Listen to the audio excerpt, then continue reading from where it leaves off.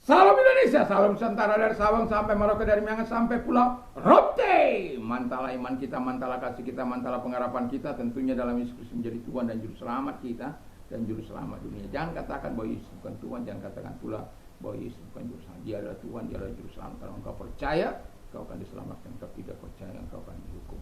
Yohanes 3 ayat 3 ke 6. Yohanes 14 ayat yang ke-6, Yesus sudah berkata, Akulah jalan dan kebenaran dan hidup. Tiada seorang sampai kepada Allah kalau tidak melalui aku. Dan Petrus mengatakan, Kisah Rasul 4 ayat 12, dan keselamatan tidak ada di dalam siapapun juga selain dalam Dia Yesus Kristus. Karena di bawah kolong langit tidak ada nama lain yang diberikan kepada manusia yang olehnya kita diselamatkan. Dan Yohanes 3 ayat 16, karena begitu besar kasih Allah akan dunia ini, sehingga Ia mengaruniakan anaknya yang tunggal, supaya setiap orang percaya kepadanya tidak binasa melainkan beroleh hidup yang kekal. Puji nama Tuhan.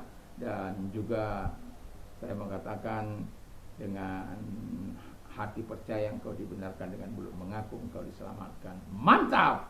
Dalam Roma 10 ayat 9 dan 10. Kiranya di malam hari ini, sebelum kita berdoa membaca firman Allah, mari kita rilekskan hati kita untuk mendengarkan firman Allah. Kita berdoa. Terima kasih Tuhan, kiranya Tuhan menolong kami, dan kami membutuhkan pengaruh yang kuat dari Tuhan di dalam hidup ini. Dalam nama Yesus, haleluya. Amin.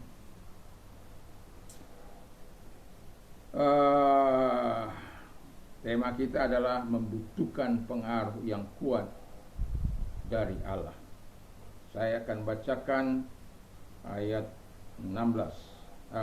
Efesus 6 ayat 18. Dalam segala doa dan permohonan berdoalah setiap waktu dalam roh, dan berjaga-jagalah di dalam doa itu dengan permohonan yang tak putus-putusnya untuk segala orang kudus, juga untuk aku, supaya kepada aku jika aku membuka mulutku dikaruniakan perkataan yang benar, agar dengan keberanian aku memberitakan rahasia ini. Puji nama Tuhan. Jadi tema kita membutuhkan pengaruh yang kuat dari Allah.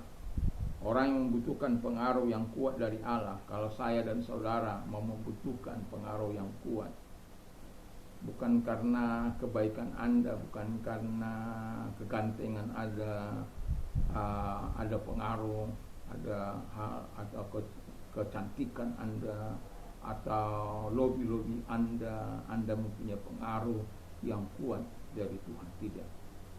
Dan Anda harus melakukan ini, yang pertama ini, berdoa setiap waktu di dalam roh, ya.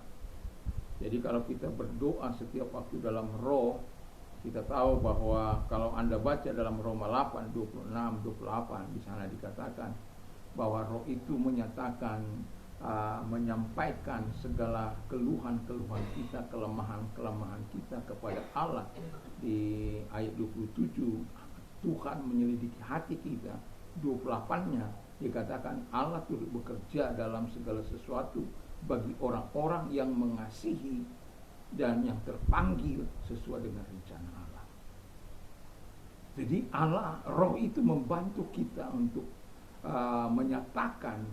Ada kadang-kala kita tidak bisa ngomong lagi di hadapan Tuhan. Roh itulah yang membantu kita menyampaikan sesuatu kepada Allah. Dan Allah melihat hati kita, apakah kita betul-betul dalam hubungan yang baik di dalam doa ini, atau hubungan yang baik dengan Bapa di surga, atau dengan Dia, dengan Yesus. Dia kan Maha tahu.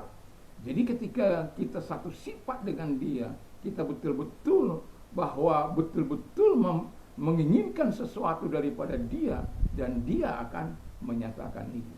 Itu sebabnya dikatakan bahwa Allah turut bekerja. Jadi bekerja pada siapa? Orang-orang yang mengasihi Tuhan dan yang terpanggil sesuai dengan rencana Allah. Apakah Anda yakin Anda dikasihi Tuhan? Apakah Anda yakin Anda dipanggil sesuai dengan rencana Allah? Sudah pasti. Karena kita mendapatkan keselamatan itu karena gratis itu. Nah, bukan karena perbuatan, bukan karena hebatmu. Itu gratis, cuma-cuma. Bukan karena kebaikanmu, bukan karena kegantenganmu, bukan karena banyak uangmu. Nggak ada itu ceritanya. Kita diselamatkan itu karena kasih karunia yang cuma-cuma. Tapi kasih karunia itu bukan kasih murah, kasih karunia murahan. nyawanya itu diberikan bagi kita. Orang bilang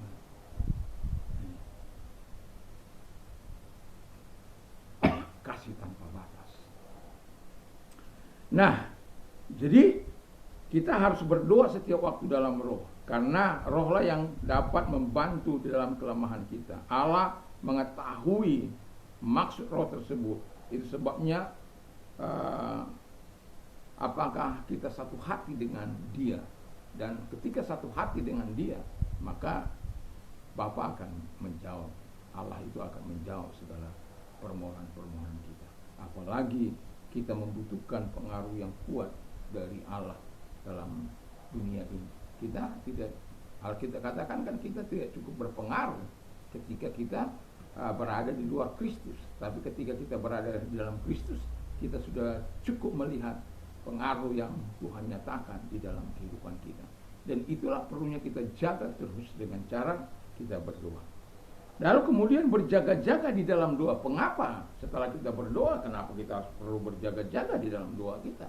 Karena Alkitab katakan dalam Matius 26 ayat 41 di sana dikatakan berjaga-jaga dan berdoalah supaya kamu jangan jatuh dalam pencobaan. Roh memang penurut tapi daging itu lemah. Jadi kalau kita tidak terus dicas, tidak terus datang kepada Tuhan, tidak berjaga-jaga, wah kita bisa terguling. Satu contoh itu bagaimana Daud ketika yang lain berperang, dia ada di atas suatu istana, melihat istri orang mandi, dia tergiur, dipanggil itu, dibunuh suaminya hanya untuk mengambil dia. Apa itu nggak jahat? Dan Allah sangat murka kepada dia. Sampai tidak cukupkah kemurahanku kepadamu? Sampai Nathan juga takut untuk menyampaikan ini. Dia memberikan perumpamaan itu. Ada orang kaya, dia punya segalanya. Orang ini punya hanya satu kambingnya, dombanya. Ya, lalu kemudian orang kaya ini punya tamu, tapi dia tidak menyembelih, malah orang lain punya diambil. Wah, murkanya raja. Orang itu tidak layak hidup. Kaulah orangnya. Wah, bayangkan raja digitukan. Tapi untungnya saya katakan raja ini kan, Daud ini penuh dengan kesalahan, tapi orangnya teachable, mudah diajar. Ketika dia diingatkan, dia sadar dan dia bertobat. Tapi ulang lagi dalam dosa yang lain.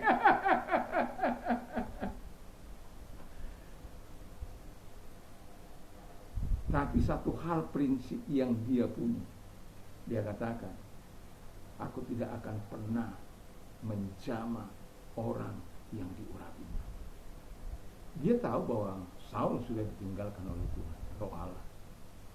Tapi ada kesempatan bagi dia untuk membunuh Saul, karena yang dicarinya ini, dan kesempatan itu 2 kali datang.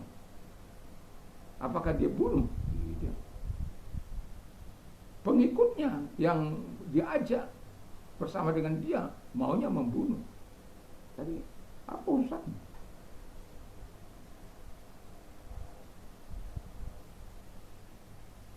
Itu luar biasa. Artinya bahwa dia sungguh-sungguh menyerahkan sepenuhnya hidupnya itu kepada Allah. Itu sebabnya raja sangat menghormati dia. Dan dia tahu dia akan menjadi raja, dan dia pesan, kalau dia menjadi raja, anak-anaknya masih ada, janganlah dibasmi, janganlah dibunuh, tapi berikan kemurahan hati kepada mereka. Dan dia berikhtiar, dan dia berjanji, dan itu dilakukan. Wah, luar biasa. Jadi kalau orang tidak berjaga-jaga di situ, roh memang penurut tapi daging lemah. Daging ini senantiasa membawa kita kepada, coba, ada banyak orang, ibu-ibu, bermain Facebook itu berjam-jam. Baca-baca yang tak berguna-berguna itu, cinta-cinta itu, berjam-jam rela. Tapi baca firman Allah, 15 menit, tidur. Anak-anak muda, Anda tahu itu, main game bisa 1 hari 1 malam. Tapi diajak berdoa 15 menit, ngap. Ini generasi apa ini? Bermain game berjam-jam tahan, tapi untuk membaca firman Allah atau berdoa sangat lemah. Ini mau namanya mendapat pengaruh dari Tuhan. Mereka dapat pengaruh dari setan, pengaruh dari dunia. Nah, akhirnya memberontak aja kerjanya, melawan, keras kepala. Mamanya pun ditendang, mamanya diperintah-perintah. Kenapa? Nggak ada lagi kehormatan yang diberikan kepada sang ibu yang telah melahirkan mereka. Oh, kalau ada anak seperti ini saya tendang aja nih. Kalau diberi hak saya membunuh, saya bunuh dia itu. Saya bingung.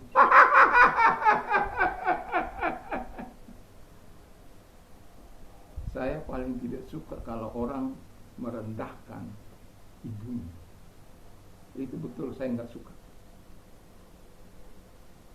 Itu sebabnya kalau anak-anak saya merendahkan ibunya, wah itu kopel itu bisa bicara itu.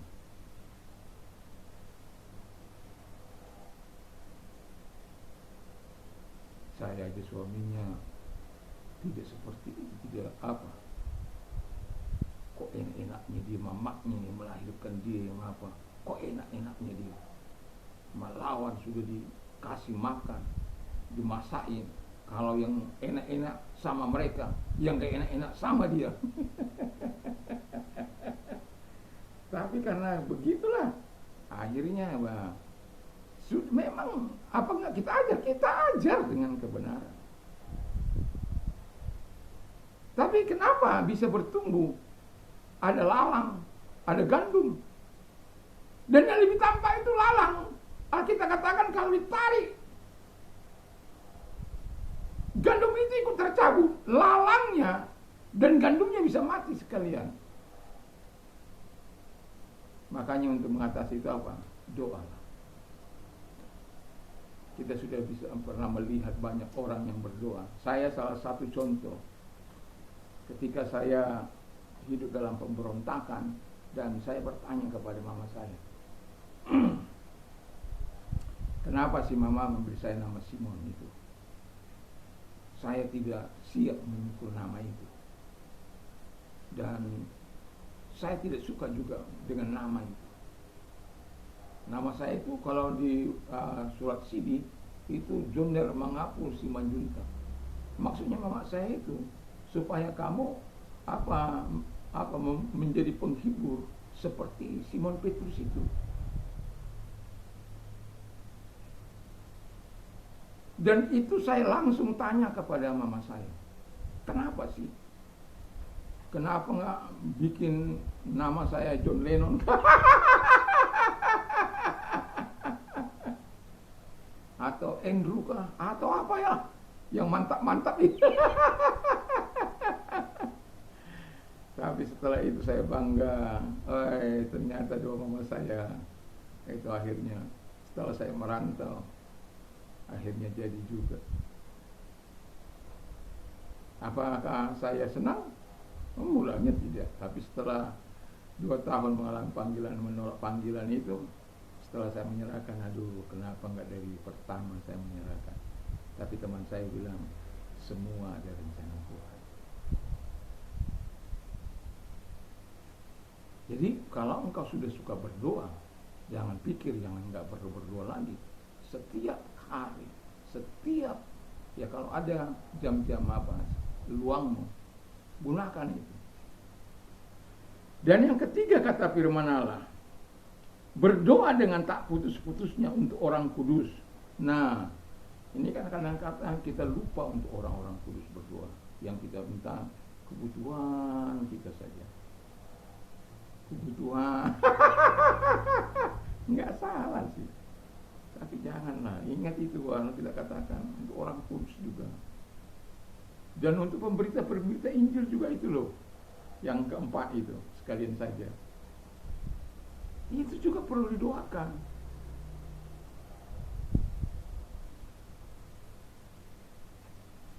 Kenapa? Kalau Paulus katakan supaya ada keberanian bagiku untuk memberitakan Injil itu. Saya ini harus bertobat. Waktu muda saya itu, aduh, kemana-mana pergi. Tidak pernah berhenti mulut ini cerita tentang Yesus. Di Cidung muka itu, sampai kadangkala itu tukang Cidungnya bilang, Pak ini si Sandra, si Dewi, wah macam-macam nama kuliah. Belum percaya.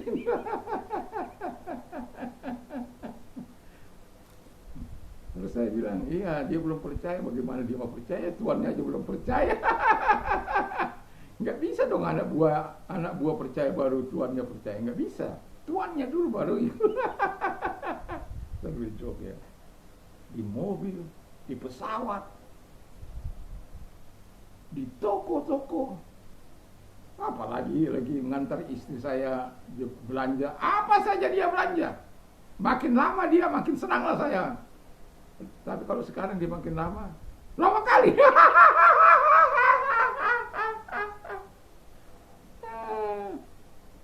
Karena saya tidak ikut lagi gitu. Nunggunya di mobil. Tapi tadi saya ikut wah saya harus bertobat ini. Nggak pernah lagi menyertai ikut dengan dia gitu. Saya bilang Tuhan, ini harus diubah lagi. Kenapa?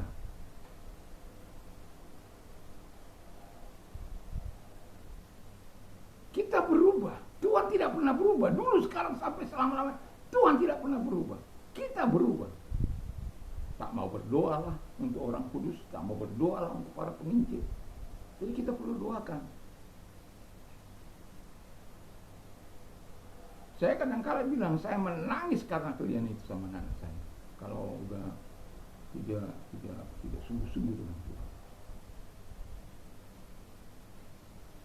Di depan mata mereka saya menangis. Sedih hati.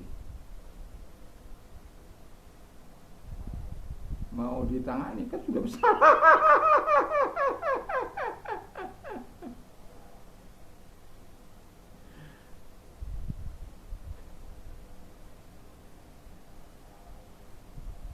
Hanya tangisan di namanya air mata.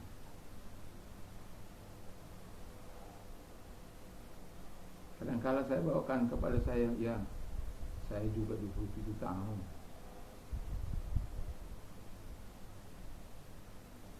Mereka masih begitu-begitulah istilahnya, tidak sungguh-sungguh berdoa, hanya masih begitu. Kalau sampai kejahatan nggak ada. Hanya itu aja, seputar membaca Alkitab, bertengkar. Kau kurang kuat suaramu ini dan itu ya. Nah, itu. Tapi kalau kita dulu kan hal yang tak menyenangkan, walaupun itu sebenarnya tidak menyenangkan Tuhan. Tapi kalau kita double.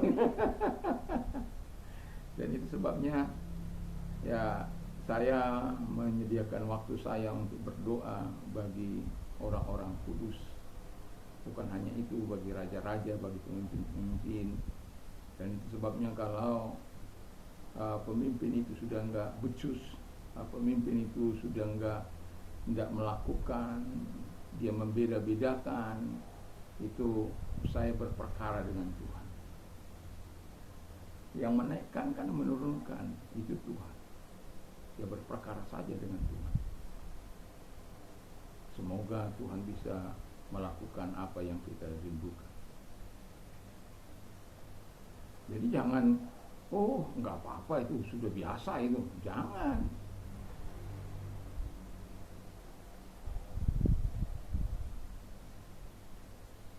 Kalau kita biarkan, itu kerugian kita, kerugian anak cucu kita, kerugian generasi ke depan.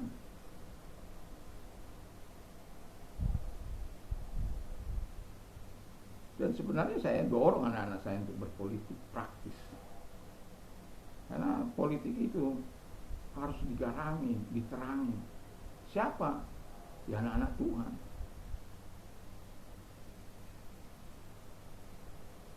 Saya ketika peristiwa 171 itu terjadi, saya pernah menjadi ketua partai PDKBI.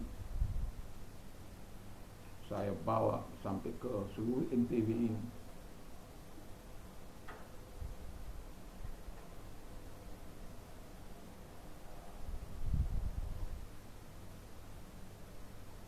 Kita sudah capek-capek tapi ini nggak lolos, itu sedih.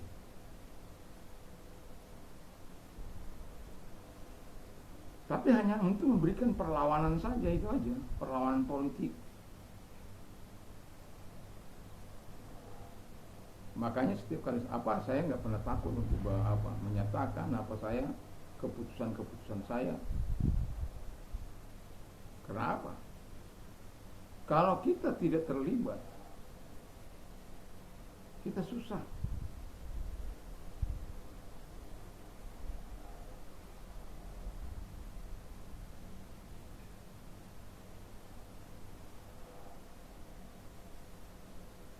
Makanya saya dorong anak-anak saya, tapi nggak ada yang mau, nggak ada yang seperti bapaknya.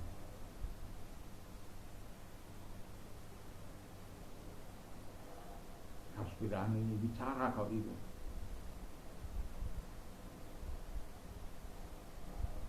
Dan yang mau saya katakan adalah kita sebagai orang percaya, kalau kita membutuhkan pengaruh yang kuat dari Allah, kita harus berdoa, menyerahkan diri betul-betul kepada Tuhan.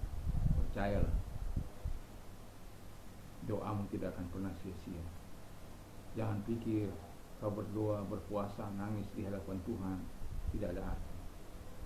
Kamu lihat saja, saya sudah katakan melewati banyak kesusahan itu dan banyak melihat kebaikan-kebaikan Tuhan karena doa. Ada saja orang Tuhan pakai untuk menolong, memberkati, setidak-tidaknya meringankan beban.